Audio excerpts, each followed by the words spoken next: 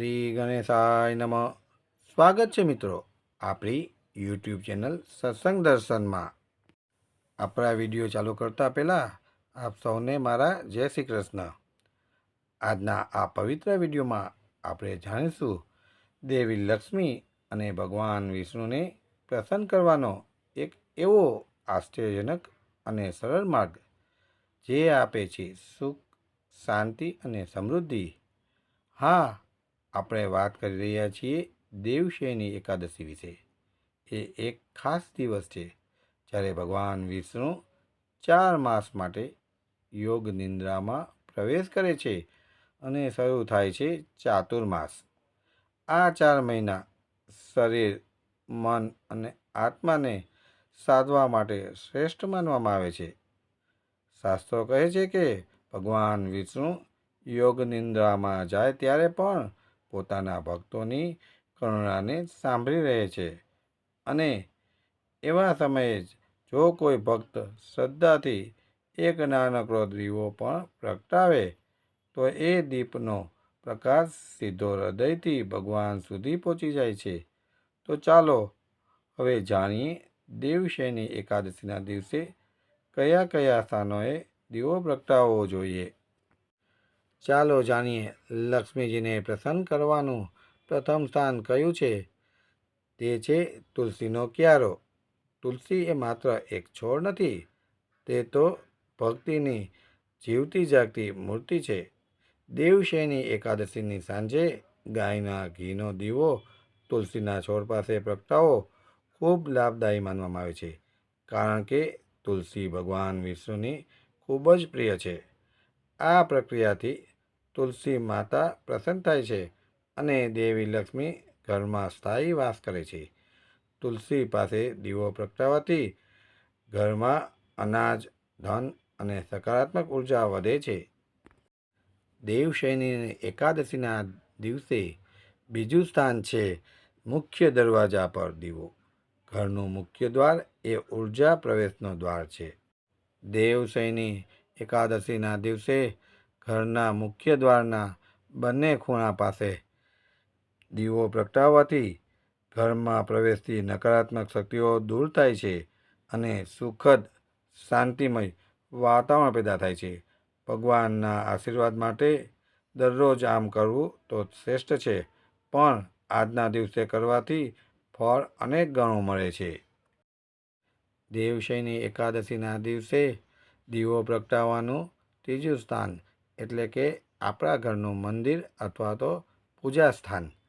આ દિવસે તમારા પૂજા ઘરમાં ભગવાન વિષ્ણુ અને દેવી લક્ષ્મીના ચિત્ર સામે અખંડ દીવો પ્રગટાવો. અખંડ દીવો એટલે કે આખી રાત સળગતો રહે એવો દીવો. આ એક દિવ્ય પ્રકાશ છે જે માને છે કે ભગવાનના ચરણોમાં વ્યક્તિ અખંડ ભક્તિનું પ્રતીક છે.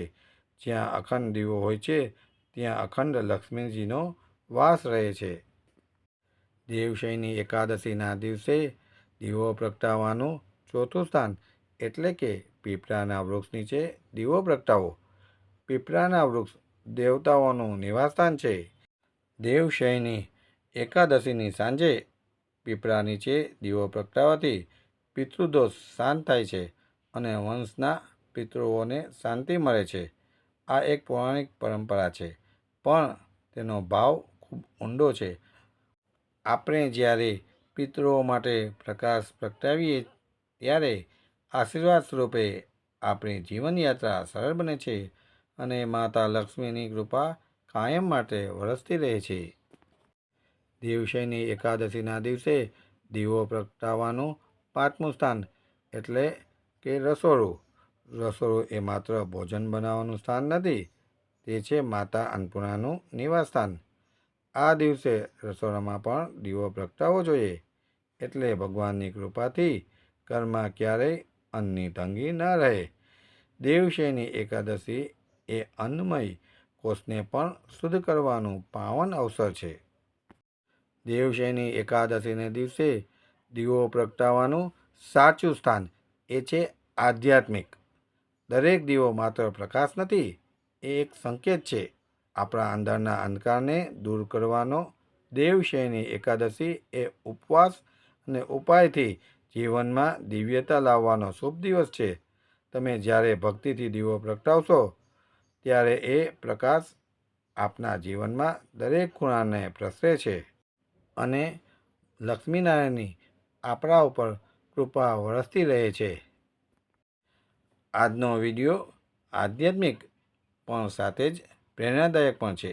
દેવશયની એકાદશી જેવા પાવન દિવસે પણ જ્યારે આપણે તુલસી, પૂજાઘર, મુખ્ય દરવાજો, રસોડું અને પીપળા નીચે દીવો પ્રગટાવીએ ત્યારે એ માત્ર રીતિરિવાજ નથી રહેતા, એ તો આપણા જીવનમાં લક્ષ્મીજીના આગમન માટે સંકેત બની જાય છે.